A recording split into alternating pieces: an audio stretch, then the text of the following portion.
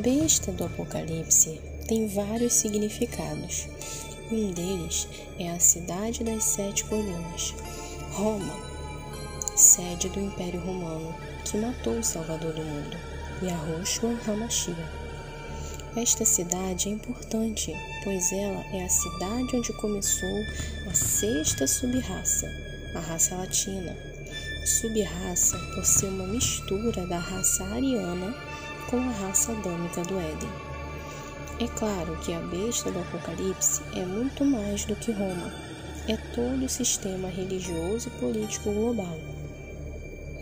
Esta besta com 7 cabeças e 10 chifres é a besta do abismo. A besta que sobe do abismo, mostrando o controle de povos intraterrenos sobre a terra que acontecerá durante o reinado do Maitreya. Esta invasão intraterrena na terra está clara no Apocalipse 9. Não há como fugir das evidências. As 7 cabeças da besta são 7 raças alienígenas que já há milhares de anos vêm tentando controlar nosso mundo. Esta obra vai mergulhar neste segredo, começando por Roma, a cabeça da 6ª raça, a raça latina. Segundo a lenda, Roma foi criada por Rômulo e Remo, que foram alimentados por uma loba, após serem abandonados por sua mãe. Eles foram encontrados perdidos à margem do Tibre pela sociedade humana e foram educados e se tornaram os fundadores de Roma.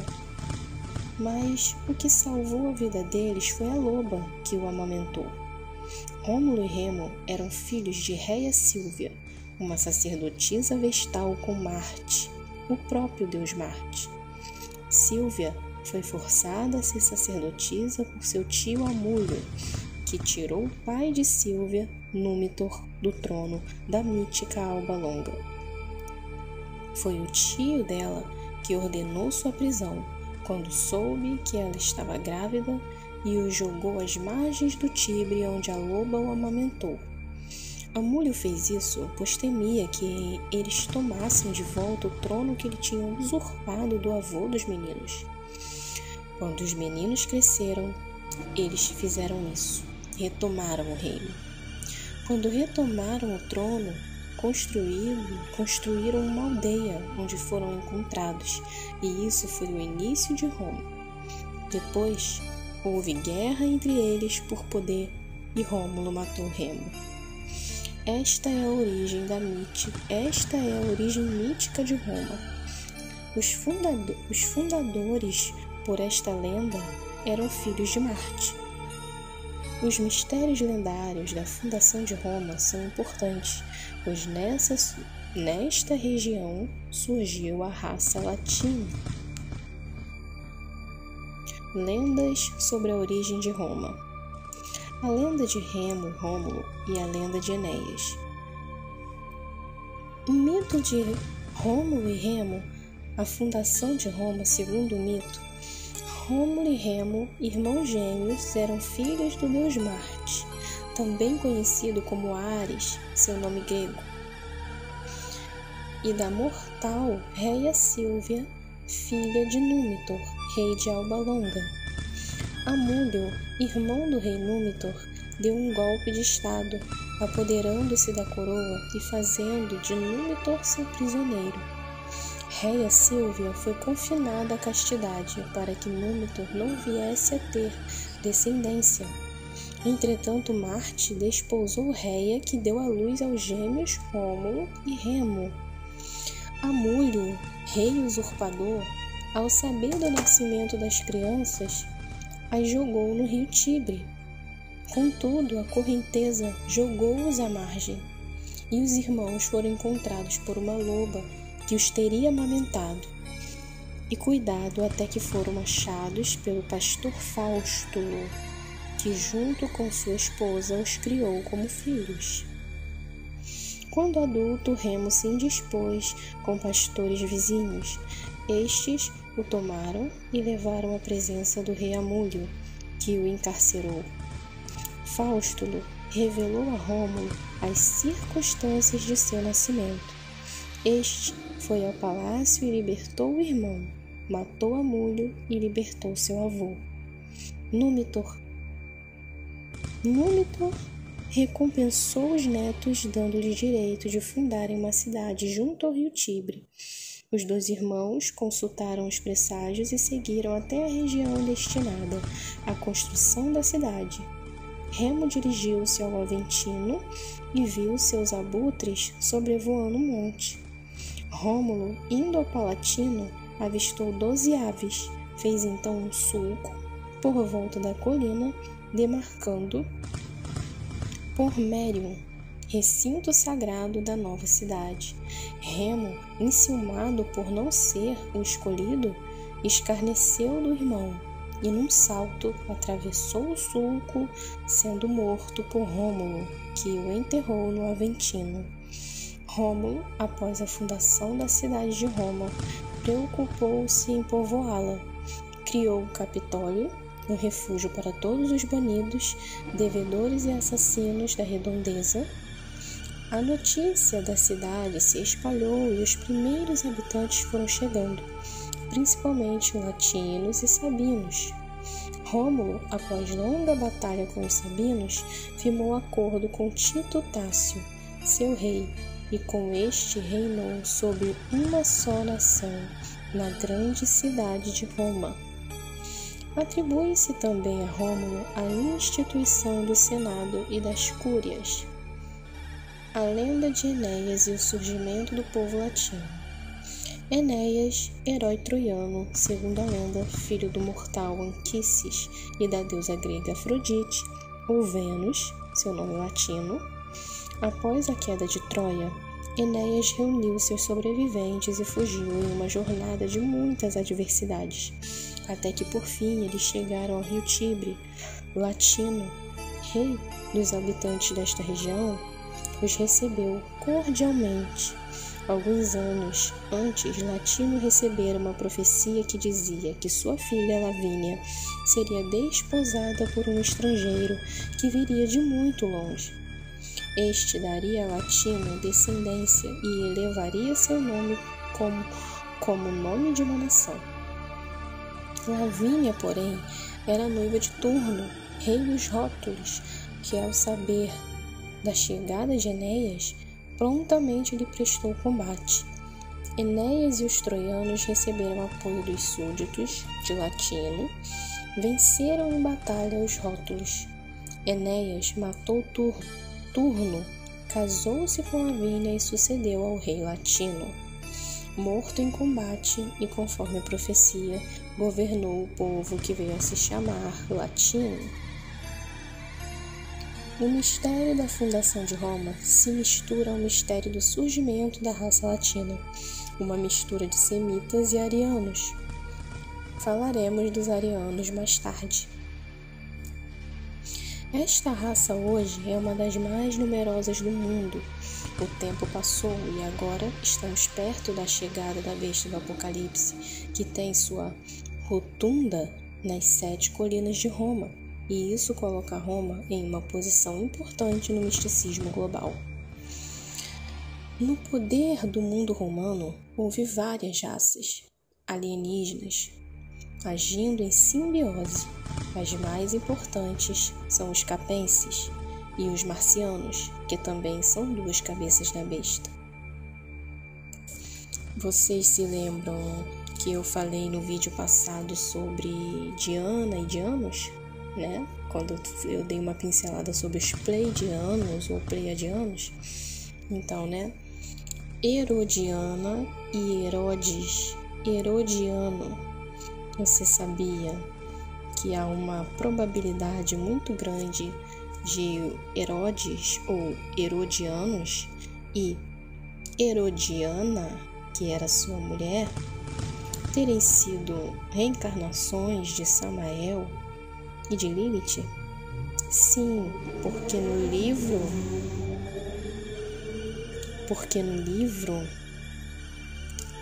dos Pilares de Tubal-Caim, a Lilith ela é representada como Herodiana, mulher de Herodes ou Herodianos. Então, muitas coisas aconteceram na época do Salvador Yahushua e na época dos hebreus, que nós não temos noção com que tipo de seres os nossos antepassados lidavam, e o próprio Yahushua teve que lidar. E por isso muitos deles Yahushua chamou de fariseus, de serpentes, víboras, e advertiu os discípulos sobre o fermento dos fariseus. E nós vamos falar um pouco disso agora, que vocês vão descobrir. E os discípulos, depois, quando tiveram que lidar com o Império Romano, com as perseguições que houveram, os adoradores de Diana, adoradores de Dianos, os adoradores dos ídolos pagãos de Roma, que tiveram o seu início da sua civilização através de Reia Sílvia e do deus Marte, ou Ares, o deus da guerra. Muito da civilização romana já eram povos híbridos, misturados. E os hebreus, os 12 apóstolos e todos os que se convertiam dentre o povo dos gregos romanos, eles tinham que escapar dessa contaminação. E hoje eu entendo que quando eu li o livro apócrifo de Paulo e Teclas, né? Paulo, assim como os demais discípulos, se você for ver os apócrifos e até mesmo nas cartas de Paulo na própria Bíblia, você percebe que existe um clamor muito grande para que aqueles que se convertiam a Yahweh e a Yahushua, eles se mantessem numa castidade, ou fossem maridos de uma só mulher, né, de um só homem, que evitassem a prostituição, que evitassem até, muitas das vezes, a gente não entendia por que Paulo dizia que era melhor não se casar naquele tempo. Porque a interação de seres com DNA contaminado naquela época do Império Romano era muito grande. E era muito pedido, era muito pregado pelo meio do povo. Os apóstolos, quando foram pregar a promessa, eles pregavam muito a castidade, pregavam muito a virgindade, e a gente não entendia o porquê. E aí depois a Igreja Católica, com toda a modificação do cristianismo, veio trazer uma outra visão sobre isso, dos padres serem castos e de celibato. Mas, amados irmãos, se vocês não entenderem o que se passou naquele tempo, não entenderem que naquele tempo a interação de seres com DNA misturado e de seres não humanos encarnados era muito grande. E os discípulos sabiam disso. Então todos aqueles que se convertiam à promessa de Yahushua, que era pregada pelos discípulos, eles sempre foram orientados a serem santos, a serem puros numa questão sexual, para preservar uma linhagem de a promessa chegar aos gentios. Eles teriam que se preservar puros na sua castidade por causa desse motivo, amados. E hoje eu entendo muito mais tudo que o apóstolo Paulo quis dizer, e os outros apóstolos também nas suas cartas. E a Igreja Católica transformou num dogma que não tinha nada a ver com o que eles estavam falando. Claro que nós vamos descobrir agora, né, que os principais líderes do cristianismo romano eram homocapenses, assim como os fariseus, saduceus e escribas, né, os mestres da lei ali naquela época, que depois se transformaram nos mestres do cristianismo. E nós vamos falar um pouquinho deles agora. O mistério dos capenses, a primeira cabeça da besta do Apocalipse. Este povo é antigo, é uma raça ariana antiga que foi responsável pela criação da sexta raça, a raça latina, que é uma mistura da raça ariana ou branca com a raça semita de Adão. Como isso se deu, amados? Essa mistura se deu porque todos sabem que a raça semita, que o escritor está se referindo aqui, para você que já sabe que os pretos e os índios que habitaram e que habitam a América hoje, eles são descendentes, pelo menos parte são descendentes do povo hebreu, das 10 tribos perdidas de Israel, que nós conhecemos como Yashurum, ou de Yashurum, que nós conhecemos como Jael hoje, né?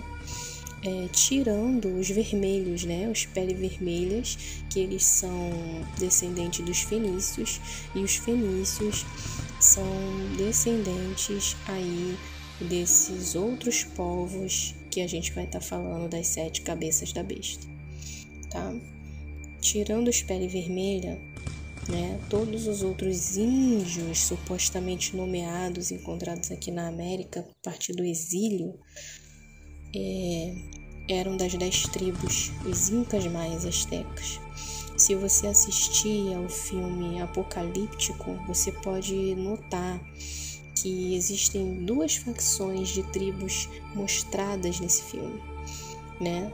Uma classe de indígenas pele vermelha, do estilo dos pele vermelha, descendente dos fenícios, de Tiro, que tem tudo a ver com a semente da serpente, de Lúcifer, de seres não humanos que desceram aqui e exigiram sacrifícios humanos, e que os fenícios serviram, né? Que é atribuído, inclusive, essa idolatria, esses sacrifícios, esse paganismo ao povo hebreu, que como os índios aqui na América.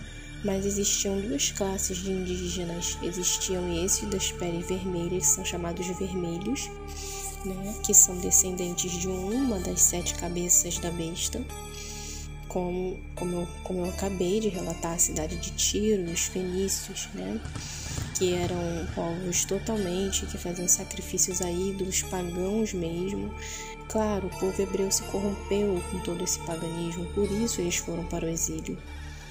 Mas se você assistir o filme Apocalíptico, você vai entender que existiam 2 facções. Uma facção era de índios pacíficos e a outra facção era de indígenas que faziam canibalismo, praticavam canibalismo, paganismo e sacrifícios humanos, que adentraram na região da onde estavam esses índios pacíficos e levaram eles prisioneiros e fizeram muitos sacrifícios com estes índios pacíficos, a Quetzalcoatl, a vários deuses aí que foi intitulado das culturas maias, astecas e incas, né? Mas existiam 2 facções, como eu quero falar, os hebreus das 10 tribos e as tribos fenícias, que eram muito parecidos, né?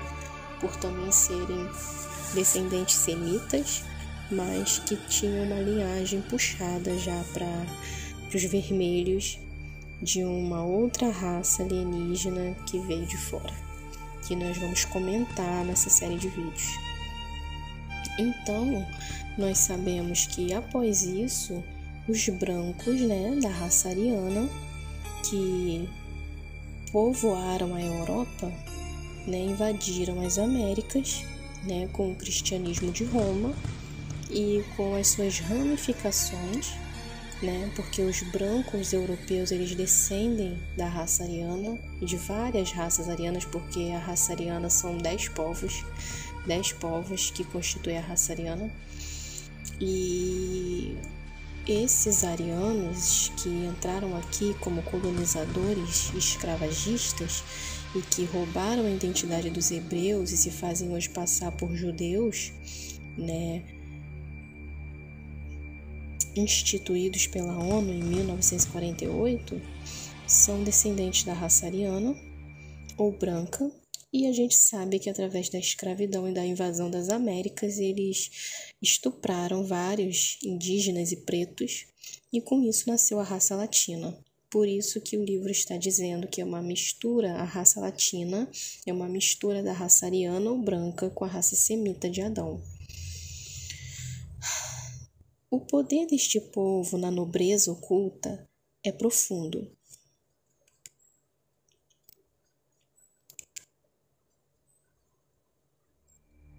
Eles são a nobreza de Capela, a origem principal dos povos arianos, que vieram de 10 estrelas do cosmos, que são os 10 chifres da besta do Apocalipse. Então você está entendendo aqui que eles são a nobreza oculta, né? Eles são a nobreza de Capela, a origem principal dos povos arianos, que vieram de 10 estrelas do cosmos, que são os 10 chifres da besta do Apocalipse. Inclusive, Capela foi catalogada como fazendo parte da constelação do Cocheiro. E um dos nomes dados a essa estrela é Cabra. Não coincidência ou não, né? O povo chamado da constelação do Cocheiro ou de Capela é uma constelação conhecida como a constelação da Cabra, né? Se isso te lembrar chifres, bode, né? Enfim, carneiro, né? Constelação da Cabra, né? Se isso te lembrar sátiros, né?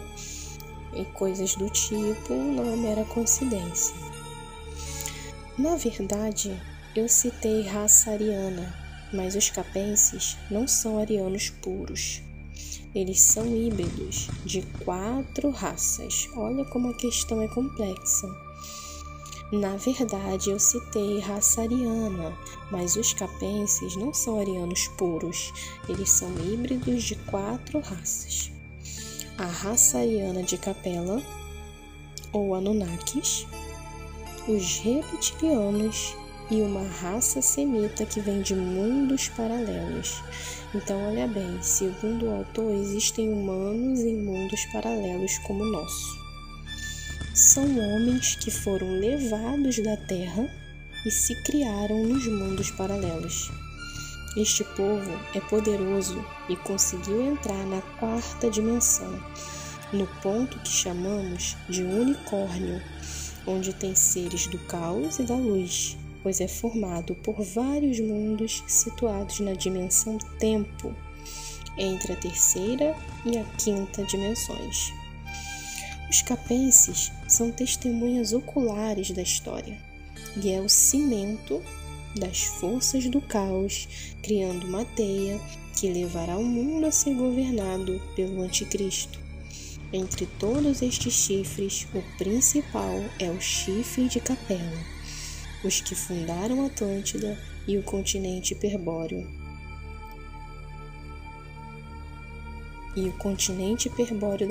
Na Terra, do qual deriva o povo capense, que é a nobreza de Capela.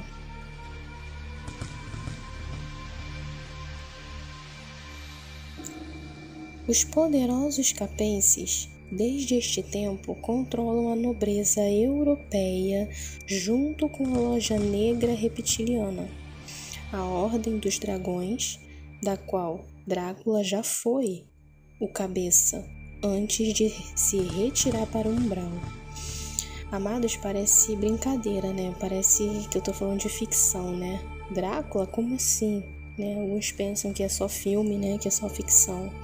Mas segundo esse autor, que fala de coisas muito sérias, ele diz que os poderosos capenses, desde este tempo, controlam a nobreza europeia, junto com a loja negra reptiliana, a Ordem dos Dragões, da qual Drácula já foi o cabeça antes de se retirar para o umbral. Deles surgiu, olha isso, olha, detalhe, deles surgiu o nome Capeta. Você sabia disso? Que do nome Capenses foi que surgiu o nome Capeta? Pois eles praticam o satanismo. Eles, teoricamente, deveriam ser loja branca, porque eles vieram da raça ariana e da constelação dos arianos, que são brancos, né? Os nórdicos brancos de olho azul, que se acham anjos, né? Que se fazem passar por anjos hoje, para muitas pessoas, né?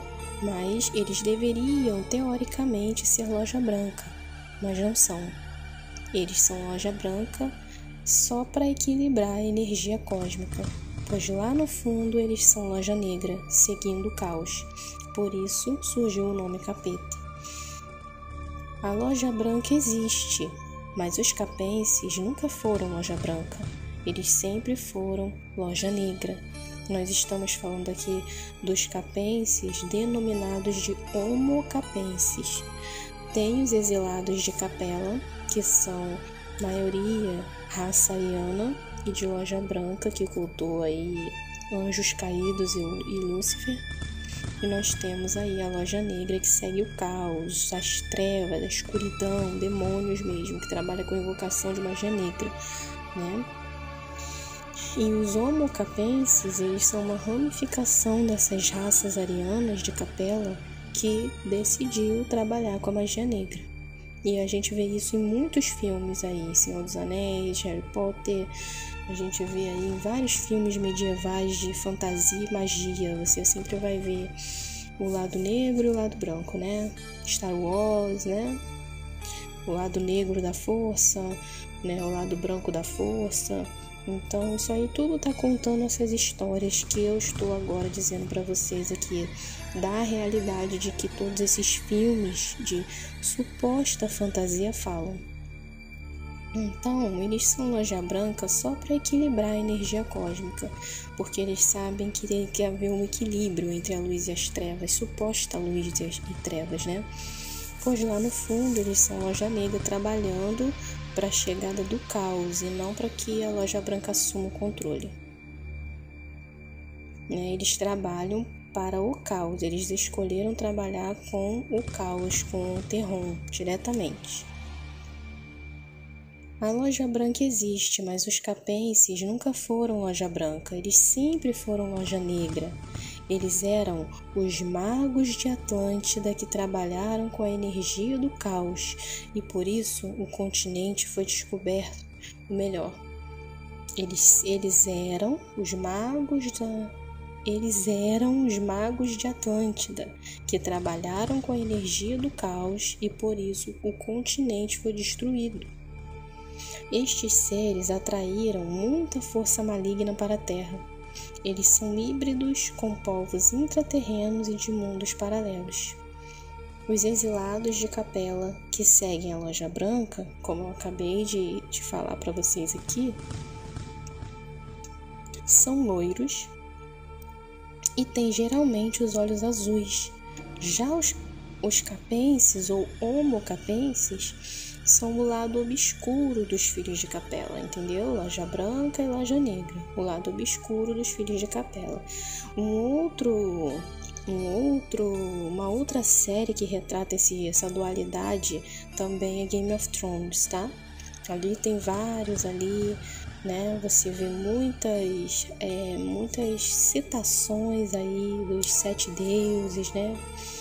E de várias ramificações aí, né? Os leões, né? Os dragões, os lobos, né? Tudo isso aí faz parte da divisão de loja negra e loja branca, da briga dos exilados de Capela que seguem a loja branca, que são os loiros nórdicos, geralmente têm olhos azuis, e dos capenses, que ou homocapenses, são o lado obscuro dos filhos de Capela.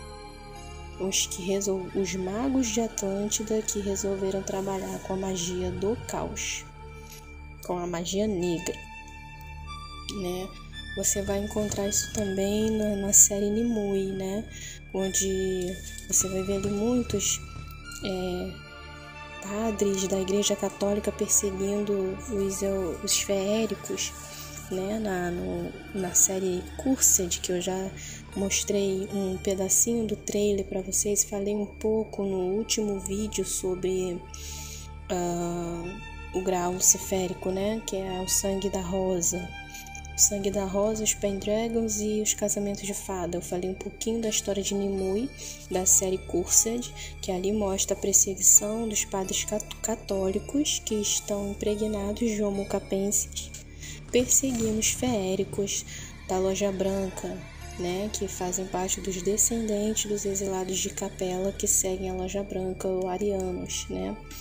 Então sempre vai existir essa dualidade em briga, né? Porque não existe equilíbrio nesse sentido de luz e trevas.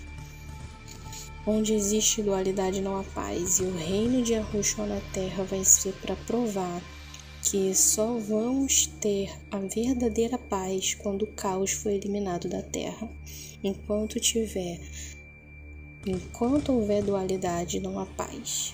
E por mais que eles lutem para tentar fazer o equilíbrio entre a luz e as trevas e trazer uma suposta paz, novamente eles vão entrar em confrontos e brigas entre eles mesmos.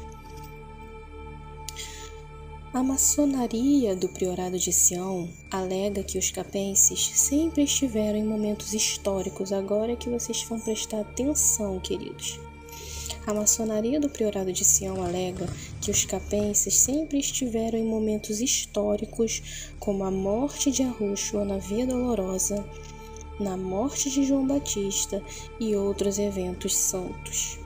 Eles estavam lá como testemunhas, não meras testemunhas, mas também progenitores do mal através de meditação, meditando para que as coisas dessem errado na missão de Yahushua, né? Existe uma meditação que você faz para o bem, uma meditação no teu secreto, orando no teu secreto, intercedendo para que abençoar a vida das pessoas, e existe a meditação onde você faz aquela famosa oração contrária, né? Sendo que eles, trabalhando com magia, sendo magos e conhecendo todos esses segredos do poder, da mente, do subconsciente, eles trabalhavam numa meditação que trabalhavam com magia do caos para atrapalhar a missão que Yahushua tinha para completar, né?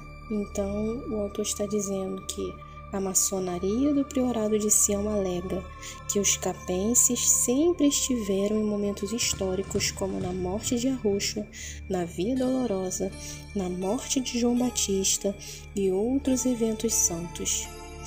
Eles estavam lá como testemunhas, não meras testemunhas, mas também progenitores do mal através da meditação. Ou seja, eles eram os próprios fariseus, saduceus, escribas, os mestres, doutores da lei, que Yahushua combatia firmemente, ferozmente, chamando de raça de víbora, que a casa deles era a casa da serpente e da aranha, dizendo todo o tempo que eles não eram uma planta que o Pai tinha plantado, que o machado já estava posto à raiz das árvores, que o próprio João Batista, quando veio pregando o arrependimento antes de Yahushua, ele olhou para essas pessoas e disse para eles: raça de víboras, quem os ensinou a fugir da ira vindoura? Ele já sabia com que tipo de pessoas ou com que tipo de seres ele estava falando. Então, amados, isso aí, eles estão na nobreza da Europa e de Roma até os dias de hoje. Por isso, o maçom do Priorado, Da Vinci, e outro da mesma ordem, Michelangelo, pintaram estas pessoas em seus quadros sacros. Estas figuras estranhas são até mesmo os apóstolos pintados no quadro da Santa Ceia. Olha que coisa, amados. Da Vinci e Michelangelo pintaram no lugar, tiraram as pinturas dos verdadeiros hebreus de pele negra, ok? Das pinturas originais que eram feitas com retratos das pessoas que tiveram contato com os apóstolos e sabiam a cor que eles eram, e colocaram no lugar. Da Vinci foram repintados e foram colocadas as figuras desses homocapenses no lugar dos apóstolos. Eles substituíram os apóstolos no quadro, uma aberração e blasfêmia. Eles substituíram os apóstolos no quadro, uma aberração e blasfêmia. Eles foram os mentores da raça latina e do Império Cristão através da Igreja Católica de Rito Latino.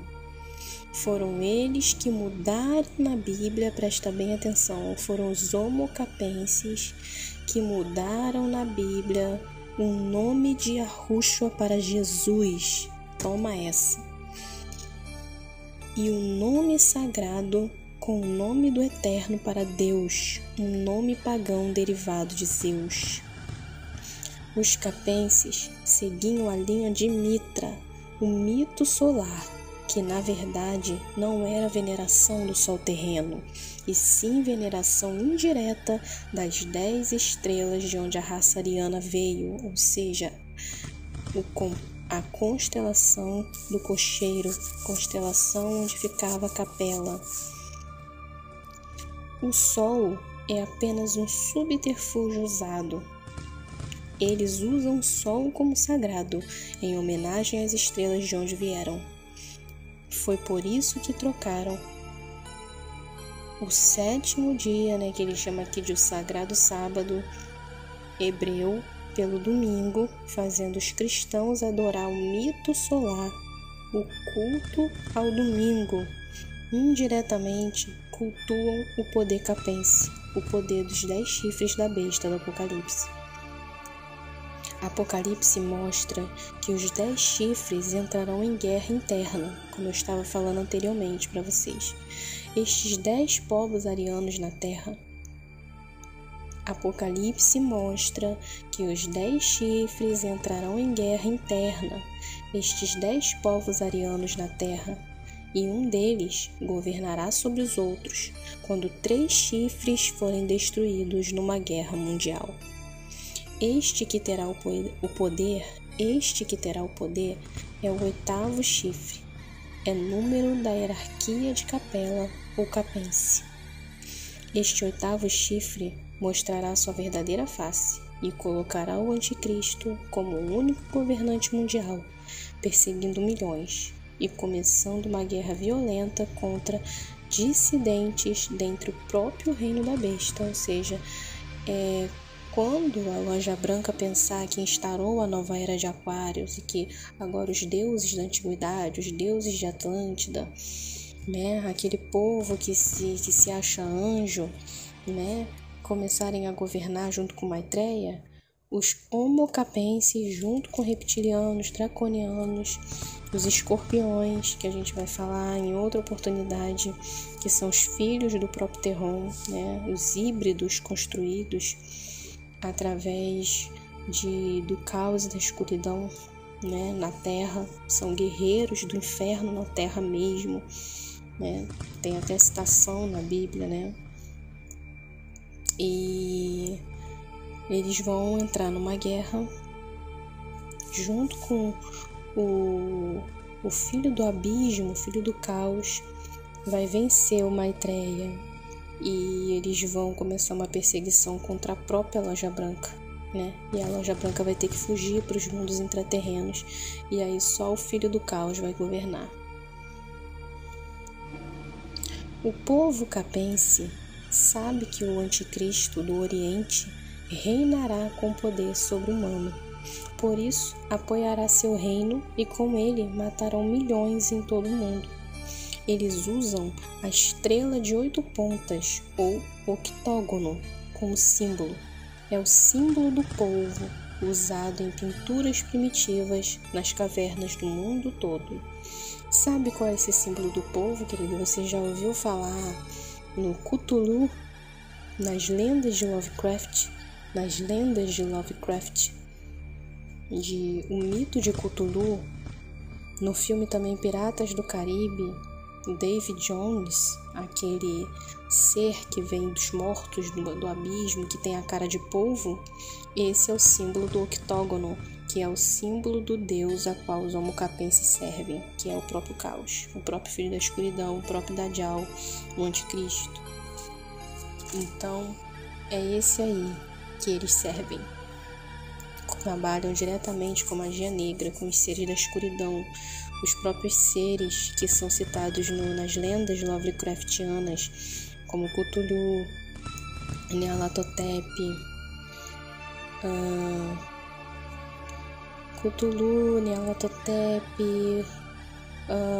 Gente, eu sabia tantos nomes. Cthulhu, Nyarlathotep, o caos que rasteja, né? Olha os nomes, o caos que rasteja.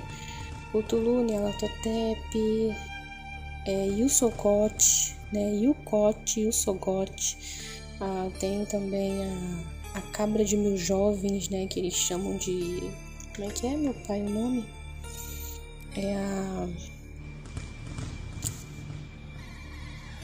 Gente, eu me esqueci. Eu vou colocar aqui na tela para vocês verem. Eu vou pesquisar e vou colocar o nome da bicha aqui na tela para vocês verem. Mas todos esses monstros que as lendas Lovecraftianas citam são os deuses da Loja, são parte do povo da Loja Negra de Sirius B, que os magos negros de Atlântida servem, qual tem o símbolo do octógono, que é o símbolo do polvo, usado em pinturas primitivas nas cavernas do mundo todo. Como vão apoiar o anticristo, já estão apoiando os escorpiões hoje, que é o que eu acabei de falar para vocês sobre os escorpiões. Fazem parte das feras da terra, que vai vir junto com o cavaleiro do cavalo amarelo, que também é o cavaleiro do cavalo verde, que a morte e o inferno acompanham, que é o símbolo do anticristo, da Dajjal. Como eles estão apoiando o anticristo, já apoiam os escorpiões hoje, os guardiões do anticristo. E os escorpiões pediram a eles para fazer uma missa negra, um ritual pesado para trazer Margarete para o lado do caos, pois só assim poderiam aumentar o poder da vampira Báthory e do Conde Drácula. Essa Margarete é uma personagem de um dos livros que ele escreveu, que quando ele escreve livros que não estão relacionados com ficção, ele usa pedaço das histórias para poder falar daquilo que ele conhece, né? Margarete é um personagem que tinha um sangue, que tinha dentro da família dela pessoas com a linhagem do caos, e esses seres passaram a persegui-la para levar ela para o lado do caos, porque ela era descendente, ela tinha um sangue, né? E aí os heróis, né, dos livros dele estavam protegendo ela para não deixar eles levarem ela para o lado do caos, né? E aí ele está dizendo que os escorpiões pediram uma missa negra para trazer essa mulher para o lado deles.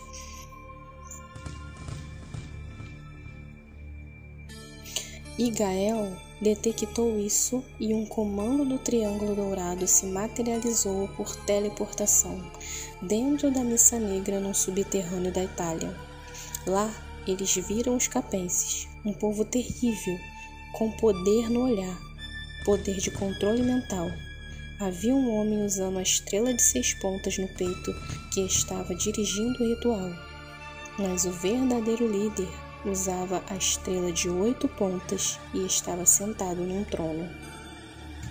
Pelos corredores havia mulheres usando aqueles véus medievais. Eram pálidas e todas pareciam da meia-idade para cima. Elas usavam uma estrela negra no peito, de 5 pontas, um pentagrama da bruxaria. Eles ficaram abismados quando viram os guardiões de Achurum entre eles e não reagiram, pois levaram Margarete também. Talvez achassem que a missa negra deles foi ouvida e Margarete veio até eles para ser uma rainha do caos. Eles ficaram em silêncio durante um tempo. Era incrível olhar aqueles rostos antigos, não velhos, porque eles fazem magia e fazem ritual para terem uma pele jovem, embora sejam pessoas antigas.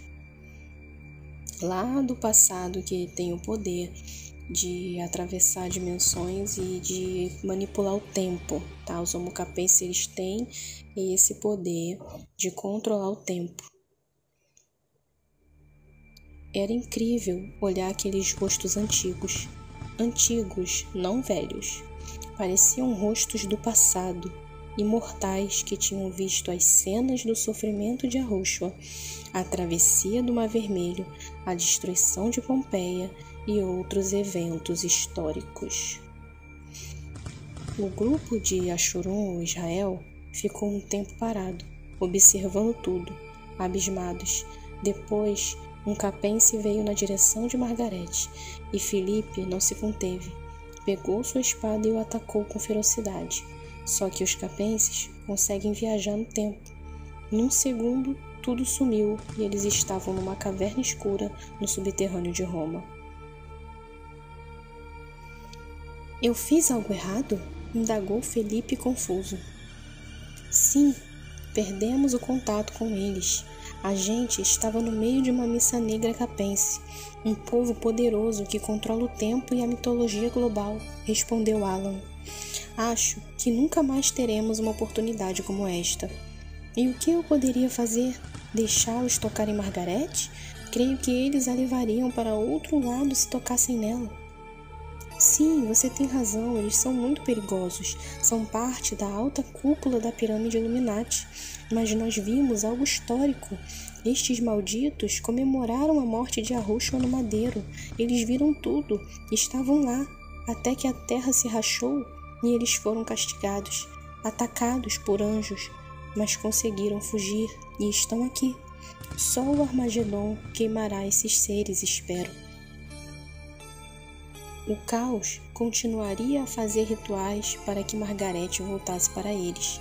Ela passou a ser uma peça importante do jogo de xadrez do caos para cercar a verdade. Ela era a rainha do jogo de xadrez.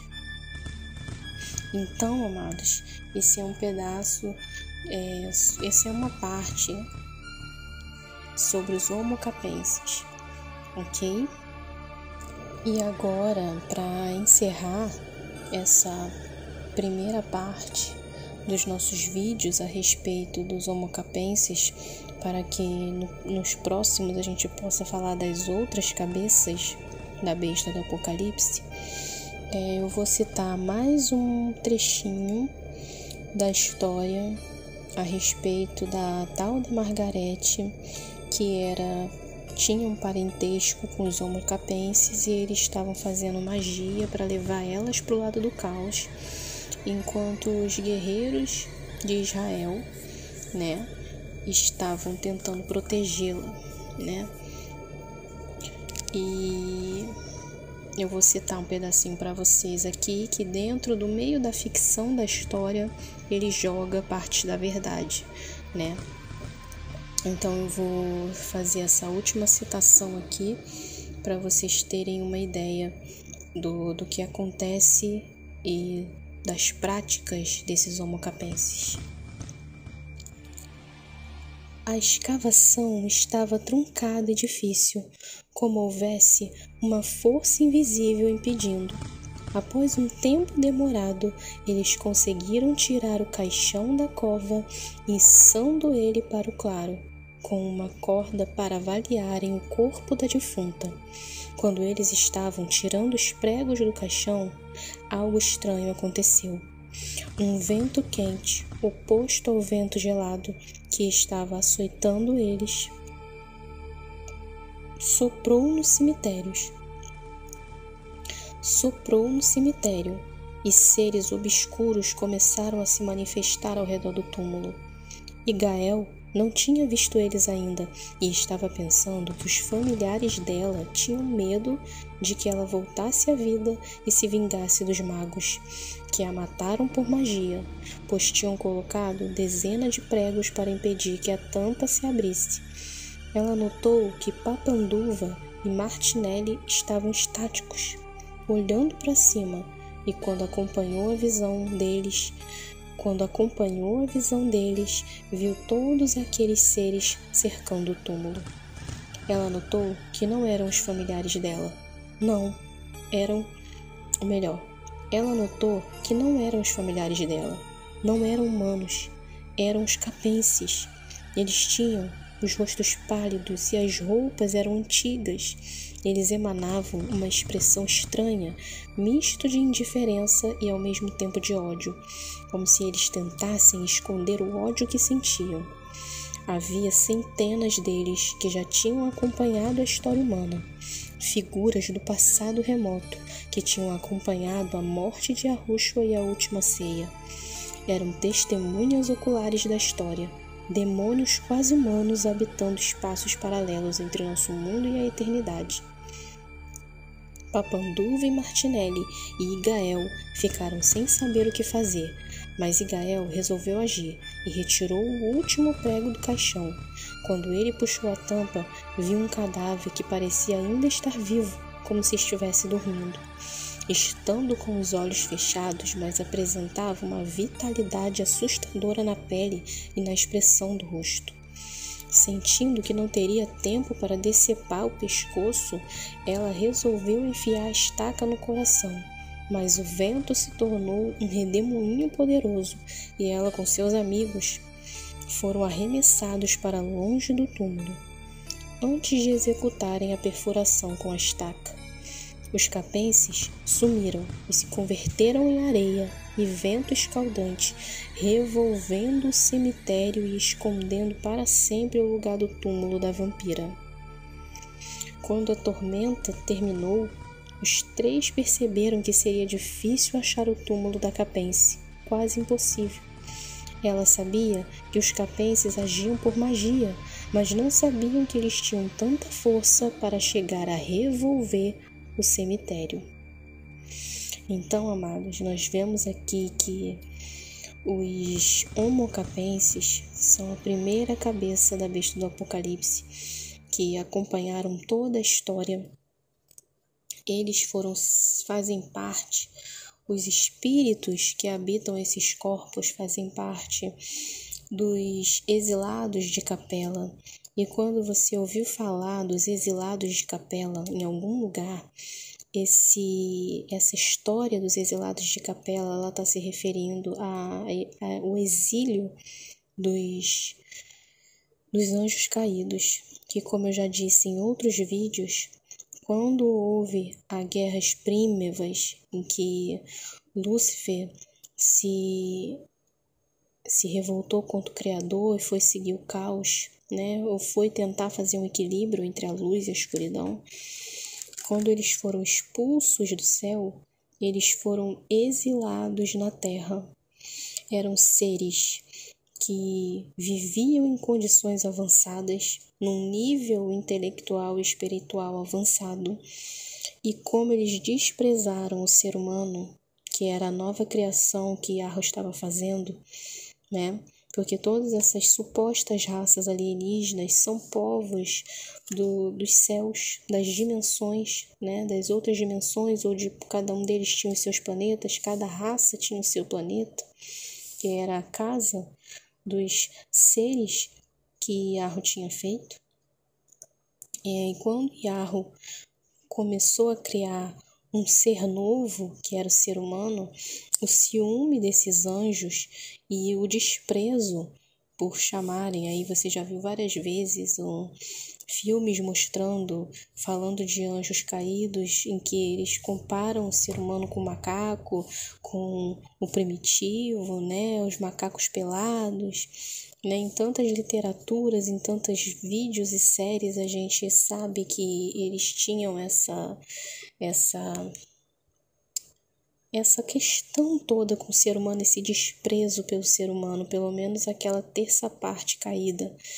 E o castigo que Yahweh deu a eles foi eles exilá-los do mundo glorioso e avançado que eles viviam para a terra, para viver como os macacos pelados.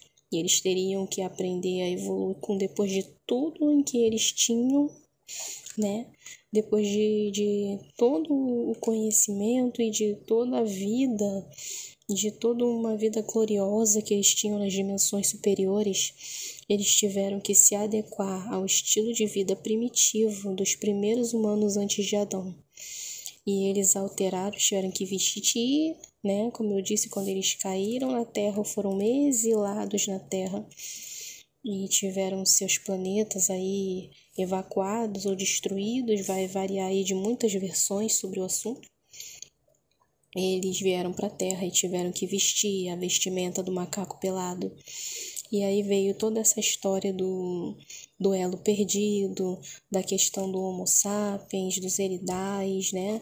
Os eridais, supostamente, segundo algumas fontes, foi a primeira raça humana que foi criada, que é da onde vem a história dos homens primitivos, das cavernas, e eles foram alterados aí pelos Homo capenses, depois pelos Anunnakis, e aí eles fizeram hibridização para poder melhorar os seus corpos, melhorar suas capacidades, e com tudo aquilo que eles conheciam das dimensões superiores, com toda a sabedoria que eles tinham das dimensões superiores, eles criaram impérios aqui na Terra, como o Império Atlante, né? Nós temos a primeira raça, que foi os eridais, e os eridais supostamente evoluíram para os homens, que aí aquela coisa do salto, né?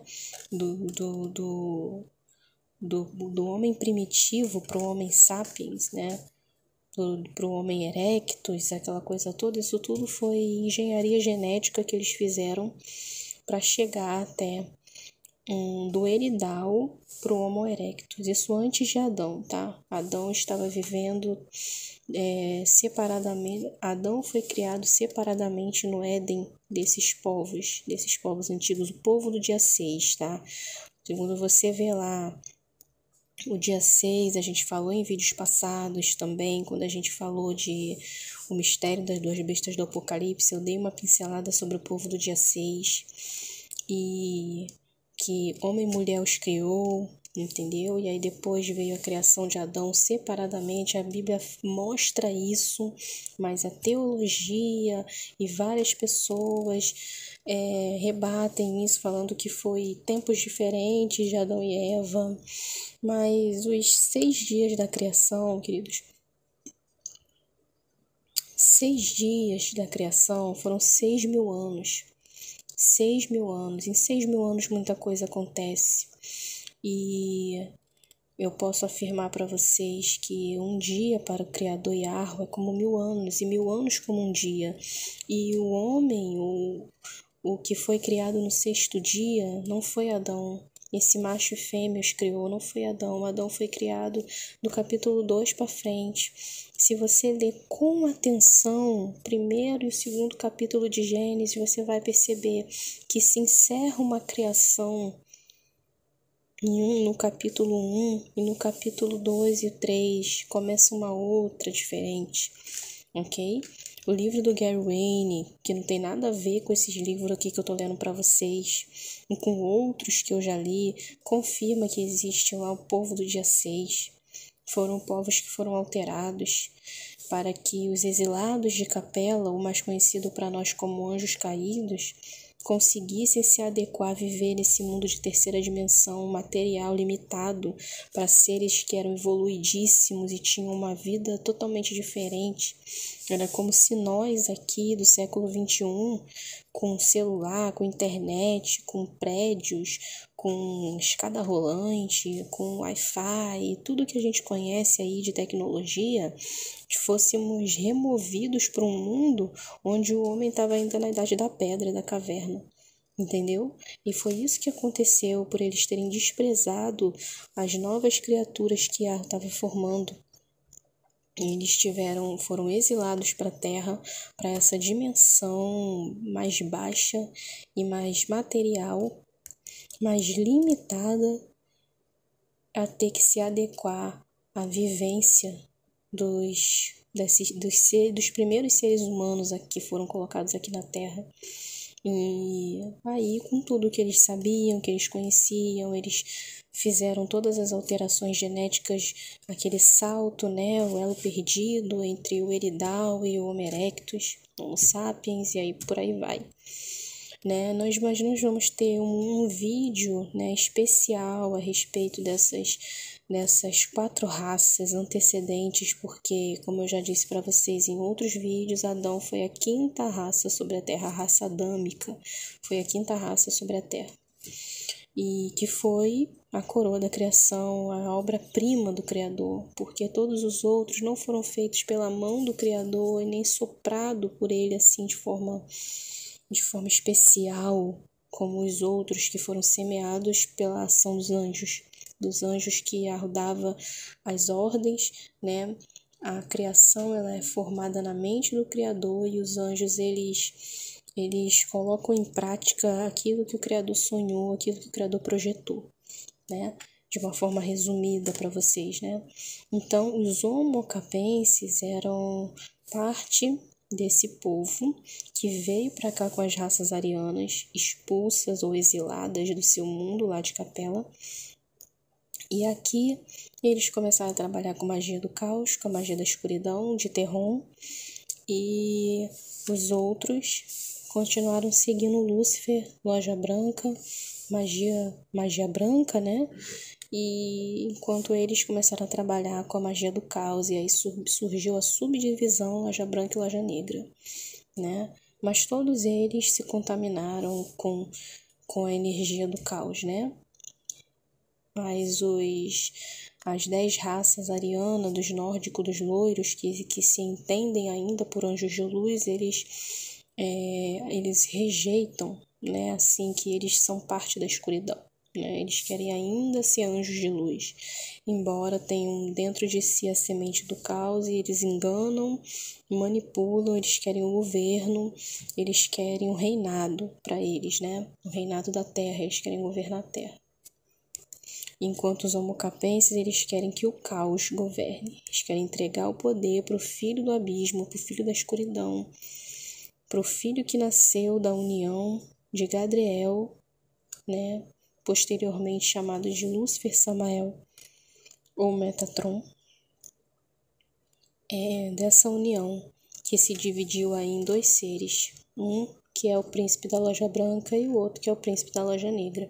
E o príncipe da Loja Negra, que é o Samael, o anjo da morte, enquanto Maitreya é o de Loja Branca, os homocapenses trabalham para colocar Samael, né, que é da Loja Negra, ou o próprio Cthulhu, né, porque é o mesmo, no governo, né, o símbolo do povo, porque da união de Lúcifer com Terron se formou aí um ser de luz, falsa luz, e um ser de escuridão. E os dois vão disputar, vão fazer um acordo de 3 anos e meio, mas depois eles vão quebrar esse acordo e vai acontecer uma guerra terrível na Terra. Então é isso. Esses são os homocapenses, as testemunhas oculares da história que estão dentro da cúpula dos Illuminatis, dos europeus e principalmente do Priorado de Sião e de Roma. Eles estão muito mais associados com a França e com Roma e Itália do que com os europeus de Inglaterra, Portugal, Espanha e aquela parte ali de Cavaleiros Templários, né? A Inglaterra, a Espanha, a Grécia, aquele pessoal ali de Cavaleiros Templários estão associados com as 10 raças arianas de Loja Branca. E os homocapenses estão associados ali com a França, Itália e Roma, tá? Principalmente com o cristianismo apostólico romano, ok? Testemunhas oculares das histórias, eles foram fariseus, foram saduceus, escribas, mestres doutores da lei. Michelangelo e Da Vinci pintaram eles no lugar dos verdadeiros hebreus nas suas pinturas de Santa Ceia, e quando eles iam pintar os apóstolos, eles colocaram os homocapenses no lugar nas suas pinturas. Michelangelo e Da Vinci, que eram do Priorado de Sião, ok? Então, esses povos, os homocapenses, junto com os outros povos arianos, eles criaram aí uma mistura com a raça semita de Adão que estava aqui nas Américas, criando aí a 6ª raça latina, que é misturada, né? Mas, embora estejamos misturados, nós temos a semente de Abraão, todos aqueles que creem em Yahushua, são sementes de Abraão. E a promessa de Yahushua, junto com a promessa de Abraão, alcança a todos aqueles que creem na promessa e no sacrifício de Yahushua, recebem Ele como seu Salvador e esperam a sua vinda. E Ele vai nos purificar, vai trazer a redenção do nosso corpo, ok? Esse foi o vídeo da primeira cabeça da besta, os Homo capenses que estão por detrás do poder romano, a cidade das 7 colinas, ok? Então, estão aí acompanhando, e são seres que aprenderam a controlar o tempo, a dimensão tempo, e conseguem aí viajar no tempo. Se você não acredita, né, o que eu posso fazer? Mas eles aprenderam a manipular o tempo, a dimensão tempo, a 4ª dimensão, e são pessoas de tempos muito antigos, de tempos acompanharam aí a crucificação de Yahushua, a travessia do Mar Vermelho e muitas coisas na história. Talvez seja por isso que Raul Seixas, dentro do conhecimento ocultista que ele tinha, escreveu e cantou a música Eu Nasci há 10.000 anos atrás, e não tem nada nesse mundo que eu não saiba demais, né? Fiquem aí com o encerramento desse vídeo. Esse foi o vídeo dos Homo capenses. Até o próximo vídeo, a próxima cabeça da besta, nós vamos estar falando para vocês, ok? Muito obrigado por ter acompanhado até aqui e até o próximo vídeo.